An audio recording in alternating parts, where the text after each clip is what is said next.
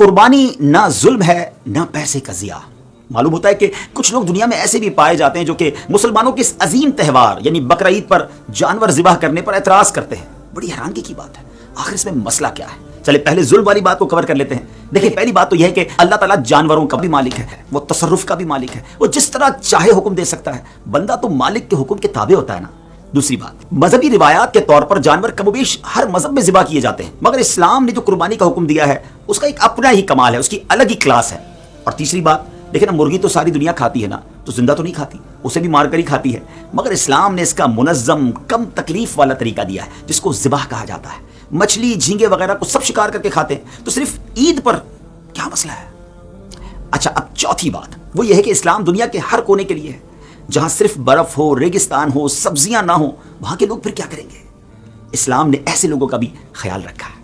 اب چلتے ہیں پانچویں بات کی طرف، اور وہ یہ ہے کہ گوشت کھانا فطری چیز ہے۔ اللہ کریم نے انسانوں کو مختلف قسم کے جو دانت دیے نا، دیکھیں نوکیلے دانت بھی ہیں اور چبانے کے لیے گول داڑیں بھی دی ہیں۔ اس سے کیا مراد ہے؟ یہ تاکہ سبزی کھانے والے جانور جو ہوتے ہیں نا، ان کے نوکیلے دانت نہیں ہوتے، نہ گول داڑیں ہوتی ہیں۔ اللہ کریم نے انسان کو جو دانت دیے ہیں وہ سبزی بھی کھا سکتا ہے اس سے، اور گوشت بھی چبا سکتا ہے۔ اب چلتے ہیں چھٹی بات کی طرف، اور وہ یہ ہے کہ جانور کا دودھ تو سب پیتے ہیں نا، ملک کا استعمال تو ساری دنیا میں ہے، حالانکہ یہ جانور کے بچے کا حق ہے۔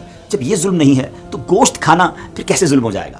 ساتویں بات یہ ہے کہ مسلمان اپنی محنت کی کمائی سے قیمتی جانور خریدتا ہے، اپنے ہاتھوں سے اسے کھلاتا ہے، پلاتا ہے، بیمار ہوتا ہے تو علاج کرواتا ہے، اس سے محبت کا ایک تعلق قائم ہو جاتا ہے۔ فطری رحم اور محبت کی وجہ سے اسے ذبح کرنے کو دل نہیں چاہتا، پھر بھی اللہ کا حکم ذبح کرنے کا ہے تو اپنے مالک کے حکم کے سامنے اپنے تمام جذبات، رحم، محبت اور تعلق کی قربانی اللہ کو راضی کرنے کے لیے دے کر اس بات کی گواہی دیتا ہے کہ ہماری عقل، خواہش اور تمنا کی اللہ کے حکم کے سامنے کوئی حیثیت نہیں ہے۔ اللہ کا حکم ہر چیز سے بڑا ہے۔ اللہ کریم ہمیں اپنے حکم پر چلنے کی توفیق عطا فرمائے تو خوش دلی کے ساتھ، جی ہاں، ثواب کی نیت سے قربانی کیجئے اور اس کی برکتیں لوٹیے۔ ایک اور اعتراض ہوتا ہے کہ جناب اربوں روپے خرچ ہو جاتے ہیں، ان پیسوں سے کچھ اور کر لیا جاتا، غریبوں کو تقسیم کر دیا جاتا۔ پہلی بات تو یہ ہے کہ یہ صرف اسلامی تہوار میں ہی لوگوں کو غریب کیوں یاد آتے ہیں؟ بڑی بڑی شادیاں ہوتی ہیں، بڑے بڑے سیلیبریشن ہوتے ہیں، ملک اور قوم کے دن منائے جاتے ہیں، بلکہ کئی فیسٹیول منائے جاتے ہیں جس میں اربوں خربوں روپے خرچ ہوتے ہیں، اس وقت یہ اعتراض نہیں آتا، مگر جب اسلام کے نام پر کوئی خرچ ہونے لگتا ہے تو کچھ جگہوں سے یہ آرگیومنٹ، یہ اعتراض آتا ہے۔ چلے ایک بات تو ہم نے کر دی، جب اللہ رسول کا حکم ہے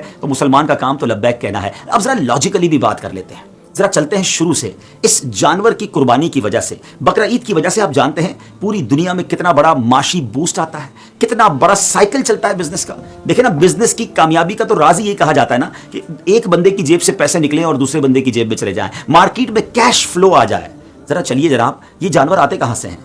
گاؤں کے غریب لوگ جانور اپنے گھر میں پالتے ہیں، پورا سال پالتے ہیں اور اس کے بعد منڈی میں آ کر اسے بیچتے ہیں، تو یہ رقم پیسے والوں کی جیب سے نکل کر ان گاؤں کے غریب مسلمانوں تک پہنچتی ہے۔ جب یہ سارے جانور منڈی میں آتے ہیں تو منڈی آباد ہو جاتی ہے، منڈی میں چارے والے کا بزنس بھی چلتا ہے، سوزوکی والے کا بزنس بھی چلتا ہے، کئی مزدوروں کو نوکری مل جاتی ہے، جناب رسی اور اس کے جو جانور کے باندھنے کا سامان ہوتا ہے ان لوگوں کا بھی کاروبار شروع ہو جاتا ہے۔ اور آگے چلیے، جب یہ جانور خرید کر لوگ اپنے گھر لاتے ہیں، ہزاروں لاکھوں لوڈر اور سوزوکی ڈرائیور اور ٹرک ڈرائیورز کو روزگار ملتا ہے۔ پھر جیسے یہ محلے میں آ جاتے ہیں تو محلے میں بھی آپ نے دیکھا ہوگا چوکیدار اور مزدور غریبی لوگ تو ہوتے ہیں، ان کو سنبھالنے کے پیسے ملنا شروع ہو جاتے ہیں۔ منڈی اور اطراف میں جو چارے کی دکانیں ہوتی ہیں وہاں جناب ان لوگوں کو روزگار ملنا شروع ہو جاتا ہے، بچے خوش ہوتے ہیں، اور جب اس کے بعد اس کی قربانی ہوتی ہے تو ہزاروں لاکھوں دنیا بھر میں قصاب جو ہوتے ہیں، گوشت فروشت ہوتے ہیں، ان کو روزگار ملتا ہے۔ ایک قصاب ہوتا ہے، 5-10 ہیلپر ساتھ آتے ہیں، ان کو بھی عید کے دنوں میں مزدوری مل جاتی ہے۔ اب جناب آگے چلیے، جب یہ قربانی ہو جاتی ہے تو غریبوں میں گوشت بھی تقسیم ہوتا ہے، غریب رشتہ داروں میں تقسیم ہوتا ہے۔ تھوڑا اور آگے چلیے تو اب جو یہ جانوروں کی سکن ہے،